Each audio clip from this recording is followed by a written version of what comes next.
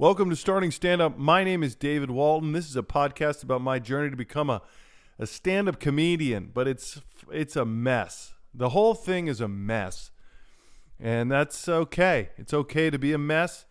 It's okay to screw up in public, and I'm learning that, and I'm enjoying it, and I'm feeling way better about just being a mediocre podcaster, because at the end of the day, I am increasingly feeling connected to you, the listener. I'm feeling increasingly ready to just bare my soul to you, you complete stranger. No, I just don't care anymore about most things. And that's a little scary, but it's also really fun and freeing. And so today's episode is going to be about something I love so dearly. It's a huge part of my life. It makes me happy. I find it fascinating. And that's just illegal drugs. It's something that I've tried to make funny. It's widely considered a hack subject, a very difficult subject to make funny on stage. But I don't care. And so let's go. Ready? Let's start some stand-up.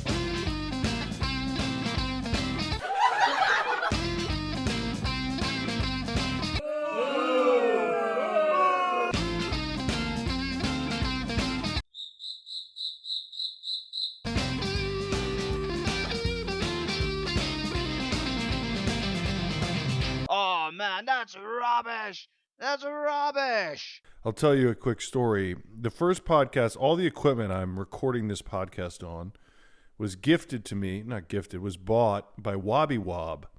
Wobby Wob, excuse me, is the producer of a podcast called Armchair Expert, hosted by Dax Shepard. Maybe 4 years ago, Dax, who directed me in a show I was on called About a Boy, we became fast friends. I love him. He's obviously extremely funny, talented, and successful man. And he's sober. And he was always fascinated with me because I was undeniably not sober, but seemingly able to handle everything that he wasn't able to handle. And so we both would spend the majority of our free time just talking about all the insane stuff he'd done with his life, all the trouble he'd gotten into. I would tell some stories that were less hardcore, but clearly we both had twinkles in our eyes for stories of basically doing things that aren't good for you, but are still worth it. And at one point I went on his podcast, and I don't remember exactly what I said. It was a live show in Santa Fe. And I started talking about drugs, and I started talking about how they were misunderstood, or that everyone's kind of just foolish about them, that we categorize them all into this one big evil thing, like don't do drugs, just say no. But ultimately, there are obviously substances that have improved lives. And I think my thesis in general was that drugs are good. His response was that he had never been more tempted to go off the wagon than after I said those things. And so a conversation started about doing a show about drugs. It morphed into something called The Drugstore. I made a couple pilots, but basically the premise was that I was pro-drugs, my wife was anti-drug, and we would debate and bring drug people on to kind of discuss who was right, remove myths, and each episode would be about a specific drug. I worked hard on this. We did a lot of versions, and ultimately it was a massive lift because it was just a lie, because my wife loves drugs. No, that's not true.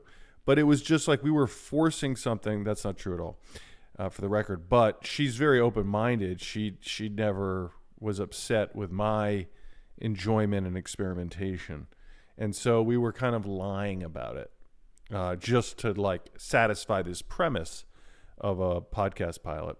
I bring this up because I really enjoy talking about drugs. My friends who know me would probably be annoyed. My family would be annoyed at I'm kind of a know-it-all. Because of this podcast, I did so much research about every single drug and not only chemical makeup, but how to do it properly, how to do it like an adult, how to do it safely, how to do it responsibly. And it was weird because basically I was like, all right, I'm doing research for this podcast. Let me see what kratom is about. Kratom, Kratom, if you haven't heard of it, is a plant that grows in Southeast Asia, and it has a really very pleasant effect. It's sort of quasi-legal. You can order it from Idaho right now. I'll put a link in the bio. No, I'm just kidding. I'm not going to start pushing kratom.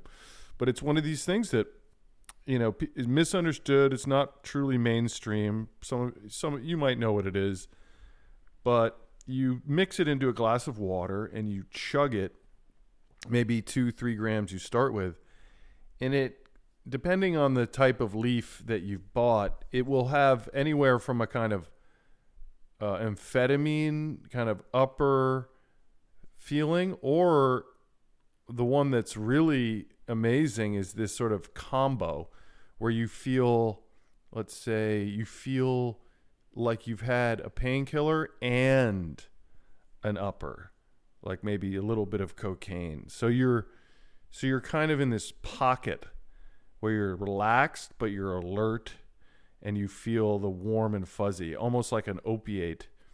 I've never done heroin, but I've certainly had a morphine drip after surgery. I had a fentanyl drip, and it was glorious. I mean, I completely understand why people love it. Everyone is so sort of gets their skirt in a bunch about heroin, of course. But if you've ever pressed the button for a morphine drip in a hospital, you've had heroin. You've had that same effect. So everyone can just relax. Anyway, the point I'm trying to make is my stand-up routines are generally wanting or gravitate. There's a gravitational pull to drugs, sex, alcohol, the vices. And when I started out, I was doing that stuff, and it was kind of, I would listen back and it was lame. And now 6 months later, I'm kind of like, well, how do I enjoy this? I mean, why am I trying to write things that I don't enjoy talking about? So this is all to say that there's going to be a lot more drug talk on this show because that's what I like to do.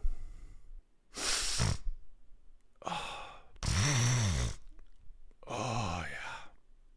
I'm just kidding. I'm not doing cocaine right now, but I'm not doing any drugs right now.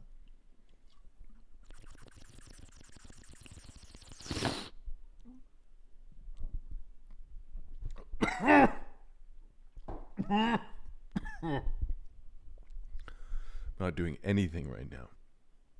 I had one idea for this podcast. Who knows what will happen, but maybe we can do a hybrid.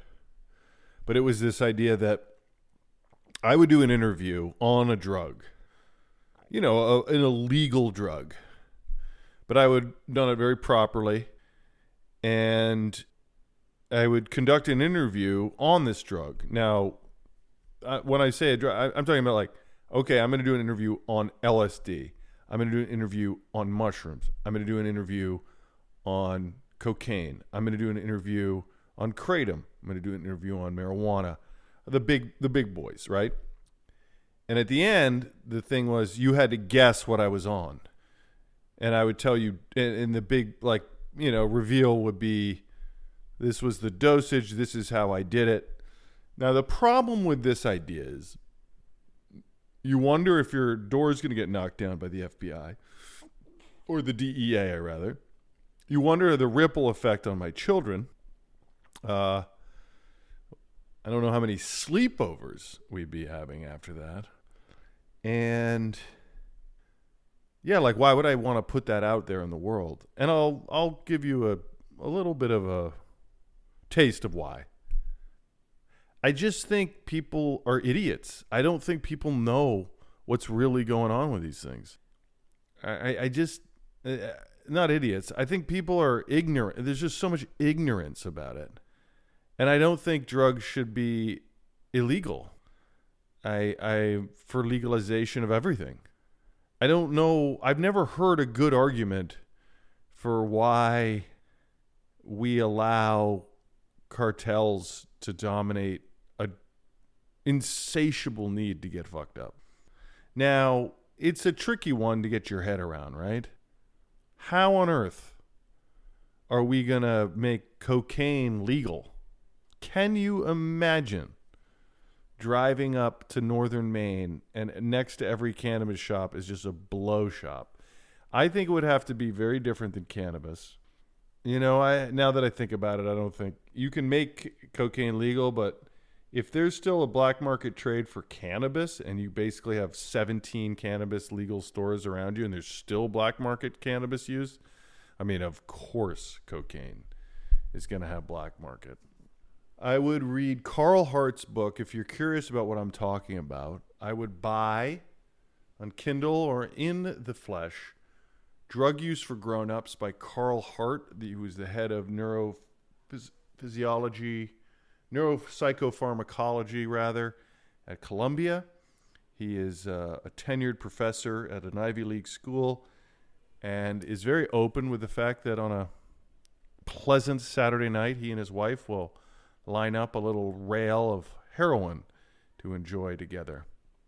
It's a fascinating book. It's a fascinating take on the crack epidemic and all the kind of oblique and very obvious racism and other forces that have shaped your perception of drugs and the evils of them. I encourage everyone to read Drug Use for Grownups by Carl Hart. It's fascinating.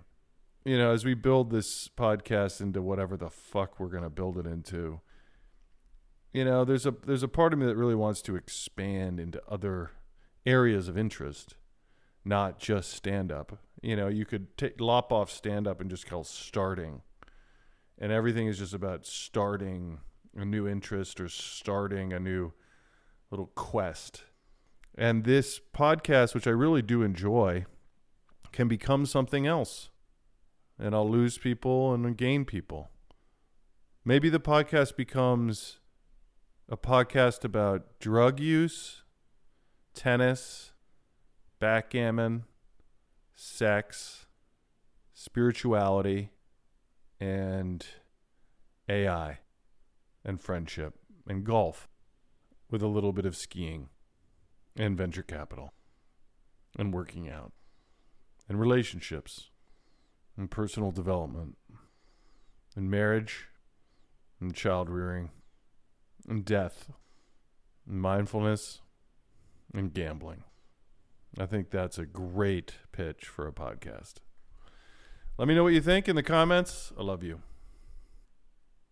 Well, aren't you a sweetheart for making it to the end? If you know another sweetheart who would enjoy this, go ahead and text it to them. You can also support the show by just subscribing or downloading or even leaving a comment if you feel tremendously generous. You can also just text this to your friend who's a DEA agent. They might be curious about who I am and where I live. And anyway, in the meantime, I genuinely hope you have an incredible day, the rest of your day, and such a fun week. And it's summertime, and that's all about having fun and having so much connection and picking up just a 30 rack of DCLs, delicious Coors Lights, and consuming them when you wake up on many, many summer weekends, just to take a little bit of the edge off of the night before. This is not medical advice, but I do think that it's very underrated to have a light lager at breakfast. Wishing you so much love, so much peace, so much adventure and fun and connection. And I'll see you next week. Bye for now.